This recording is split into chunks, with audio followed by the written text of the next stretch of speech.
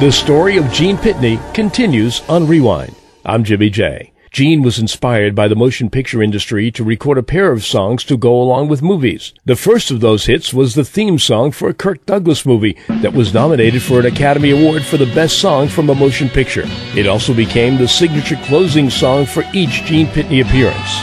The song was Town Without Pity, and here it is on Rewind. When you're young and so in love as we, and bewildered by the world we see, why do people hurt us so? Only those in love would know what a town without pity can do. If we stop to gaze upon a star, people talk about how bad we are. Ours is not an easy age. We're like tigers in a cage. What a town without pity can do. The young have problems, many problems. We need an understanding heart. Why don't they help us? Try to help us before this playing granite planet falls apart. Take these eager lips and hold me fast. I'm afraid this kind of joy can't last. How can we keep love alive? How can anything survive when these little minds tear you in two? What a town without pity can do.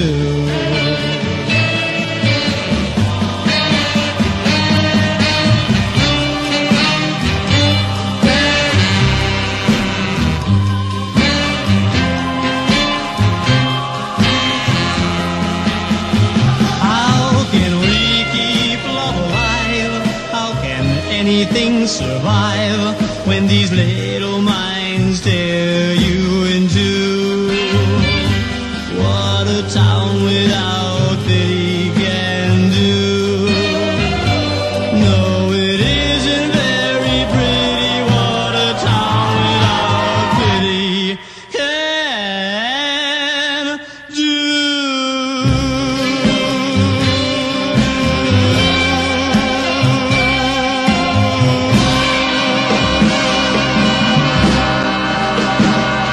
I'm Jimmy J, and you're listening to the Gene Pitney story on Rewind. The follow-up to Town Without Pity was based on the movie The Man Who Shot Liberty Valance, starring John Wayne and Jimmy Stewart. Although it was never used in the movie, it became Gene's biggest hit to date, rising all the way to number 4 in the charts with a song written by Burt Bacharach and Hal David. Before we do that, however, joining me in the studio is my friend Jay Traynor, the original lead singer of Jay and the Americans, who happens to be a member of the Tokens right now. Jay, welcome to Rewind, and first, congratulations on becoming a member of the Tokens with Jay Siegel. Thanks, Jimmy. It's really great to be on your show here. How's it been so far? It's been a wonderful experience for me being back on the oldies circuit, performing with the Tokens. We've had some wonderful shows, and the promoters have been real ecstatic. I think my voice has added a little extra something to the group, and all I can say is I'm really happy to be back. I'm having a great time, and I'm enjoying performing on stage, Jimmy. I got to see you perform with the Tokens at the Doo-Wop Hall of Fame Awards, and it was awesome.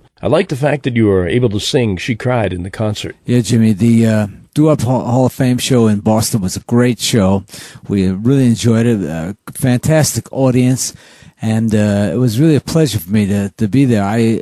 I'm really happy also that Jay Siegel is allowing me to do She Cried in the show, so he announces me as the original lead singer of Jay and the Americans, and I really think that's a phenomenal thing for him to do. It's not often you see a lead singer of a group allow another lead singer from another group to join his group and then also sing his hit in his group show.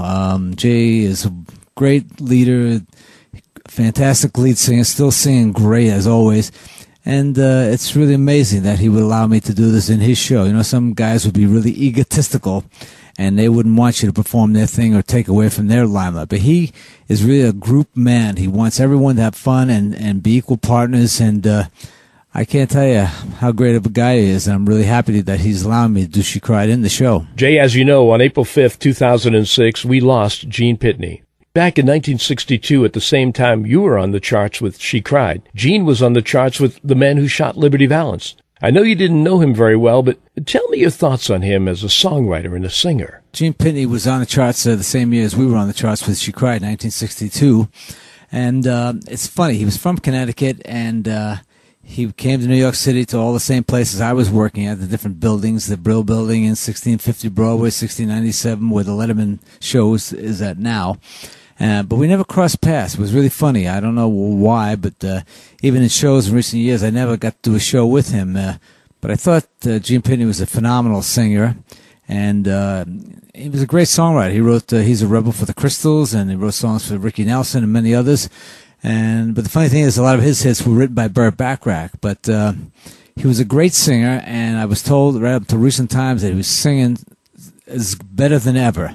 You know, and he had that show in England that night. I guess they said it was a great show. He was super ecstatic about the show and was in pretty good health. And I just don't understand what happened. He went back to the hotel and I guess laid down in his clothes and passed away. And it's kind of a scary thought, but he was a great singer. And it's funny, he was one of those guys that I knew really could sing well. So in a sense, he was like a little bit of a competitor. I felt like I could sing well, he could sing well.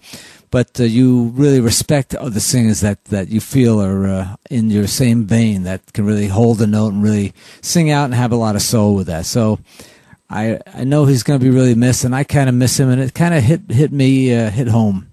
I felt really bad that he passed away at the age of 65. Thanks, Jay. Well, thanks, Jimmy, for having me on your special Rewind show, tribute to Gene Pitney. And thanks again. In here from 1962 is The Man Who Shot Liberty Valance, as we remember Gene Pitney on Rewind. When Liberty Valance rode to town, the women folk would hide. They'd hide. When Liberty Valance walked around, the men would step aside. Because the point of a gun was the only law that Liberty understood. When it came to shooting straight and fast, he was mighty good. From out of the east a stranger came, a law book in his hand. Oh man, the kind of a man the West would need to tame a troubled land. 'Cause the point of a gun was the only law that Liberty understood. When it came to shooting straight and fast, he was mighty good. Many a man would face his gun, and many a man would fall. The man who shot Liberty Valance, he shot Liberty Valance. He was the bravest of them all.